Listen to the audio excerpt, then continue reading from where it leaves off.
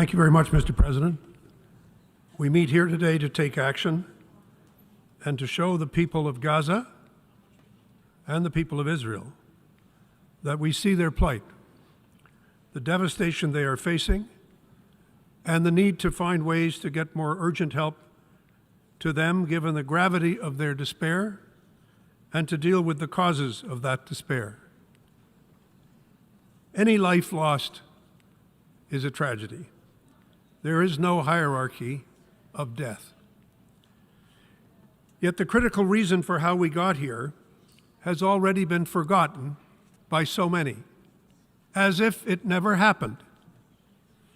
But just 2 weeks ago, Hamas terrorists killed over 1,400 Israelis, not even mentioned in the comments by my friend from Jordan, with their own hands and weapons, and wreaked sheer terror on the people of Israel.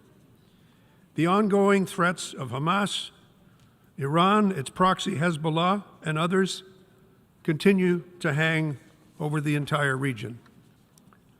Since that day, October 7th, over 7,000 Palestinians. And just 3 days ago, when I spoke to the Security Council, it was over 5,000. So we can see the need for a rapid response from this organization to deal with the humanitarian crisis. Those who have been living under Hamas's tyranny have been killed, and over 1 million are displaced. This is what has prompted this body, this emergency special session, into action. We acknowledge the considerable efforts deployed by the drafters to take into account the comments.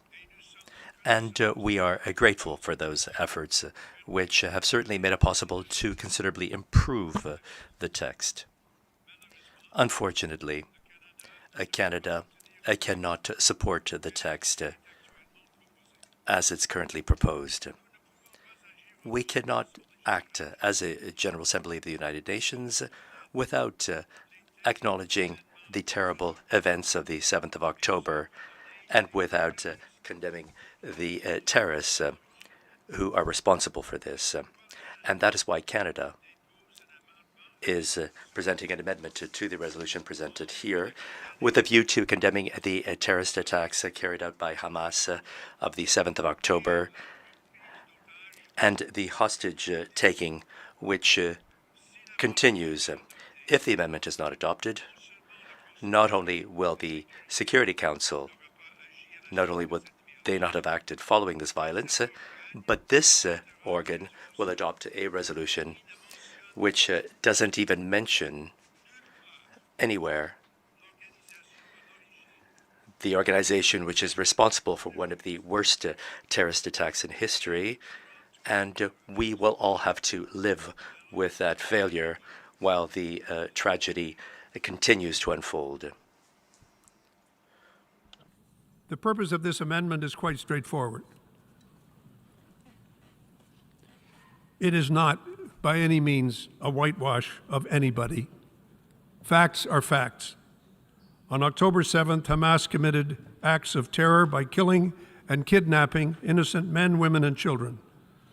We in this assembly have an obligation to name two things not mentioned in the draft resolution: the organization that bears responsibility for those events and its consequences, and the deliberate cruelty of the murders and the hostage-taking that is still underway.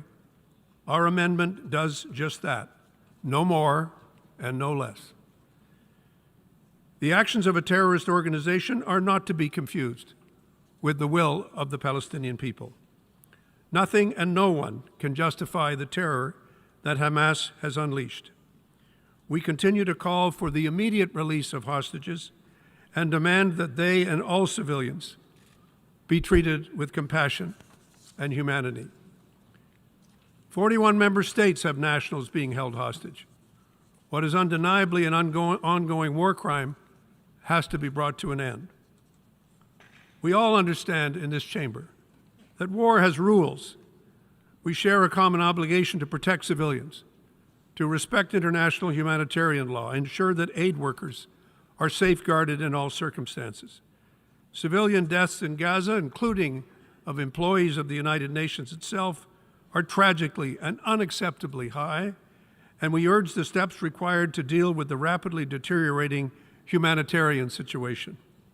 Unimpeded access to assistance is essential, which is why we specifically endorse the need for humanitarian pauses.